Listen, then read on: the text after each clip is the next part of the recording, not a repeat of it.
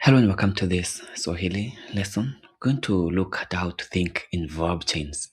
That is how Swahili build meanings. Now, at this level, Swahili is no longer about single verbs. It's about verbs working together. English often uses separate words, helper words, conjunctions. No, Swahili prefers verb chains. One idea flows into another without stopping. Now, let's look at an example. In English, you can say, I came home and ate food and slept. I came home and ate food and slept. Although the best way would be I came home, ate food and slept. In Swahili, the same sentence would say nilirudi nyumbani, then we put that comma, nikala chakula, nikalala. Let's repeat again. Nilirudi nyumbani, nikala chakula,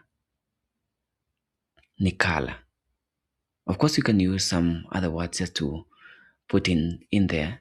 In like you can say in between here, after nilirudi nyumbani, you can say nikakula chakula. Some people say nikakula chakula. The best way would be nikala chakula. Then at the very end, whenever you're finishing the sentence, you can say kisha nikalala. Kisha nikalala. Nikalala means and then slept. Nikala chakula, which is at the middle, is then I ate food. Then nilirudi nyumbani is I went back home. That is, I came home. Now these verbs, nilirudi, nikala, nikalala, all share one subject and move the story forward.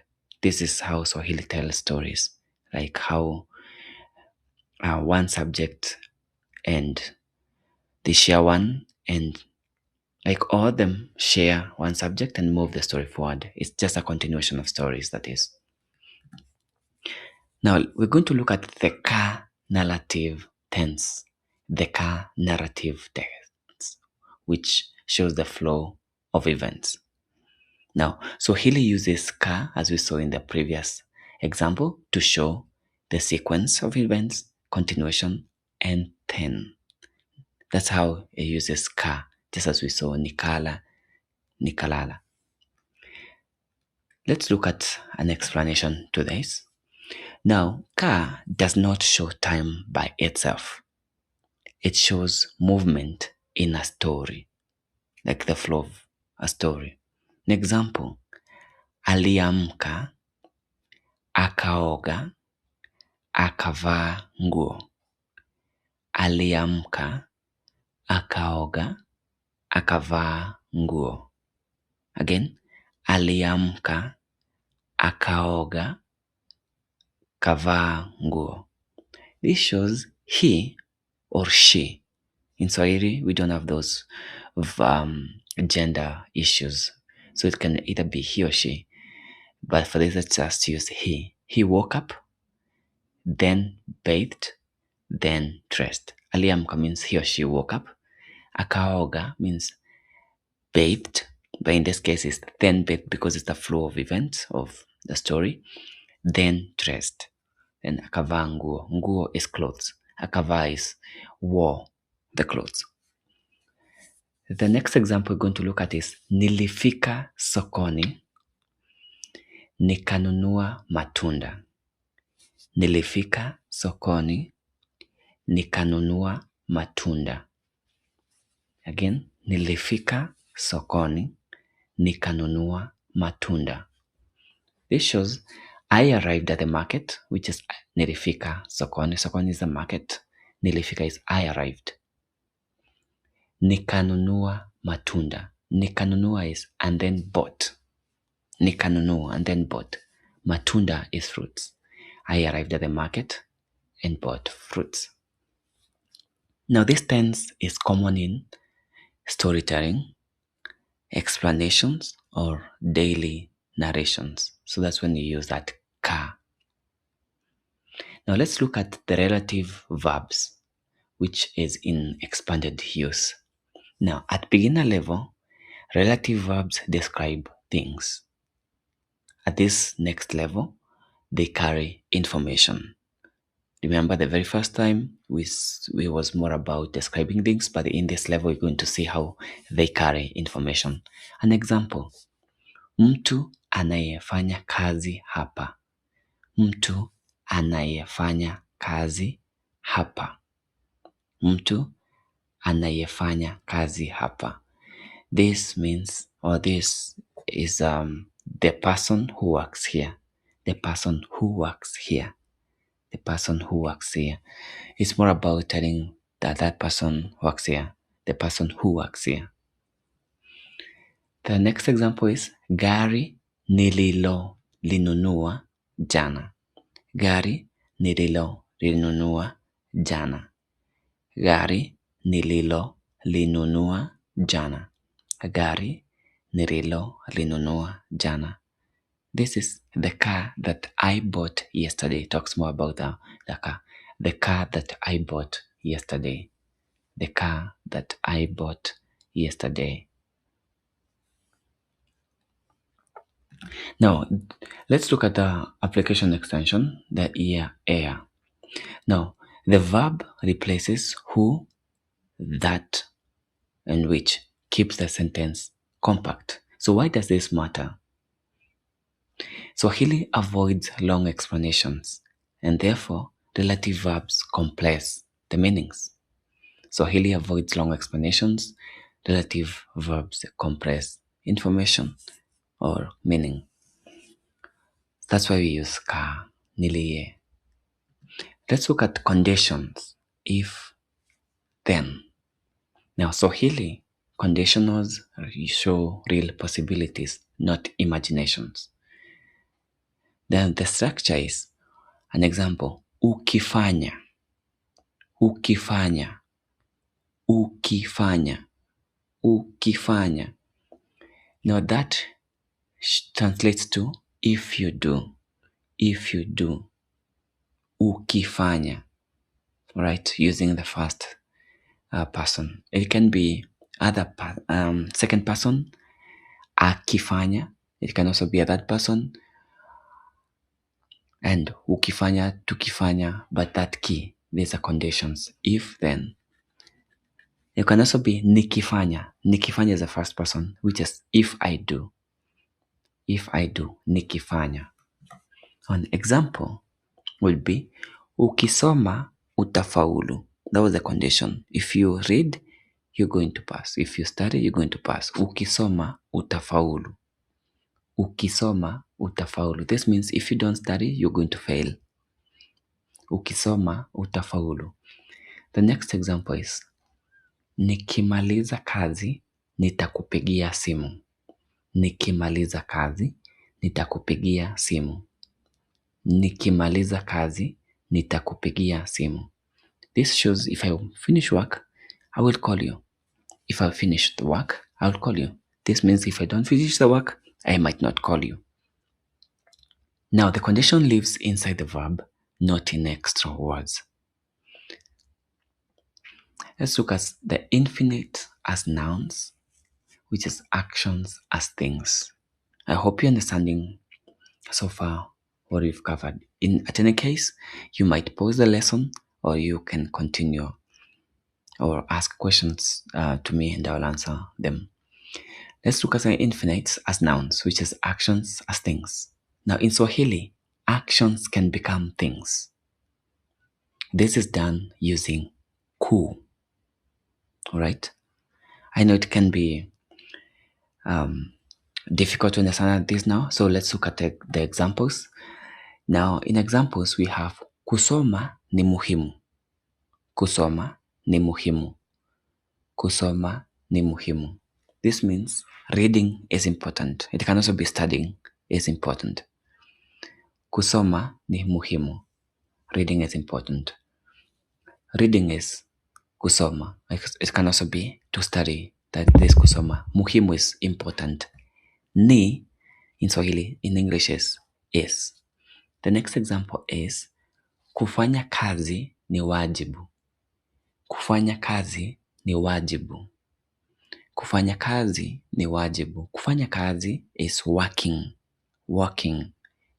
Wajibu is responsibility. Responsibility. Therefore, kufanya kazi ni wajibu. It means, or translates to, working is a responsibility. Now here, the verb behaves like a noun. The verb behaves like a noun. Kufanya kazi behaves like a noun. Now, the key insights in this is Swahili allows you to 1. Talk about the actions, 2. Discuss habits, 3. Explain values. Now, this is done without changing word class. Now, let's look at politeness, distance, and indirect meaning. In this, we're going to see how Swahili, the advanced Swahili, is not direct. The meaning is often softened. Now, let's look at an example. Indirect, we can say, nataka maji. Nataka maji. Nataka maji. Nataka maji is I want water. I want water. I want water. The polite statement of this would be ningependa maji. Ningependa maji. Ningependa maji. Ningependa maji. Some people might say naomba maji. Naomba maji, which is more like I'm requesting for water. But ningependa maji is, or translates to, I would like water. I would like water. Now, in the indirect of this statement will be kama kuna maji. Kama kuna maji. Kama kuna maji. Kama kuna maji, which is if there's water. If there's water. Kama is if. Kuna is there is. Then maji is water. Now this can be nataka maji kama kunayo. You can say nataka maji kama kuna maji. That would be repeating the word maji, but this will see it in more advanced level. So keep following this series. Now, you have to understand that tone matters more than grammar at this level. Let's look at emphasis through verb choices. Emphasis through verb choices. Now, in this case, or in this lesson, we're going to see that the Swahili speakers choose verbs to show 1. Certainty, 2. Doubt, 3. Habit, and 4. Intention. I know you're confused by now, but let's look at the examples for you to understand. 1. Anaenda. Anaenda. Anaenda is he or she is going. It can be he or she. He or she is going, even if I don't repeat because all of them are the second person. He is going. 2. Anaweza kwenda. Anaweza kwenda. Anaweza kwenda. This is he can go. He can go. He can go. Sometimes people use it is to mean he might go. But the right word is, the right translation would be he can go. The next one, anaenda kwenda. Anaenda kwenda. Anaenda kwenda. Now this is more of the ancient Swahili. Anaenda kwenda, which is about, he is about to go. Nowadays people might say yuko karibu kwenda. Yuko karibu kwenda. Yuko karibu kwenda, which is he's about to go. But for now we can stick to anaenda kwenda. The next one, alikuwa anaenda. Alikuwa anaenda. Alikuwa anaenda. Remember, we said li is about the past tense. Yeah, li. Alikuwa. Alikuwa means he was. Anaenda is going. He's going. So alikuwa anaenda is he was going. Now the verb choice shows speaker's attitude. Right. Now, the next thing we're going to look at is when not to translate from English. All right. When not to translate to English. Now, at this level, English thinking becomes dangerous. At this level, English thinking becomes dangerous. In this case, what is meant here is that you have to stop thinking in English and start thinking in Swahili, because now some English translations might never work. In English, we might say, I am missing you. I am missing you. The incorrect Swahili thinking would be ninakukosa, ninakukosa, ninakukosa. So the right way to say this can be in slang or the formal way. All right. The right formal way, especially used in Kenya, would be ninakumiss, ninakumiss, ninakumiss. This is a slang often spoken, especially in Kenya. Ninakumiss. Tanzania is slowly catching up in this as well. Ninakumiss. That is combining Swahili and English to form a slang. Ninakumiss. You can also say nakukumbuka. Nakukumbuka is more about I remember you, but the right way would be ninakumiss. Now let's look at the key rule here. Now, do not translate words. Just translate ideas. You can form your own words by combining Swahili and English to form a slang. Swahili expresses emotion, time, and respect differently, right? So at the beginner level, you learn the forms. At this level, you learn choices. At this level, you learn choices. Now, fluent Swahili is not about rules. It's about selecting the right verb form for the next moment. It is about selecting the right verb form. Fluent Swahili is not about rules. It's about selecting the right verb form for the moment. Thank you for reviewing this class, and I hope to see you in the next one. Until next time, peace and love.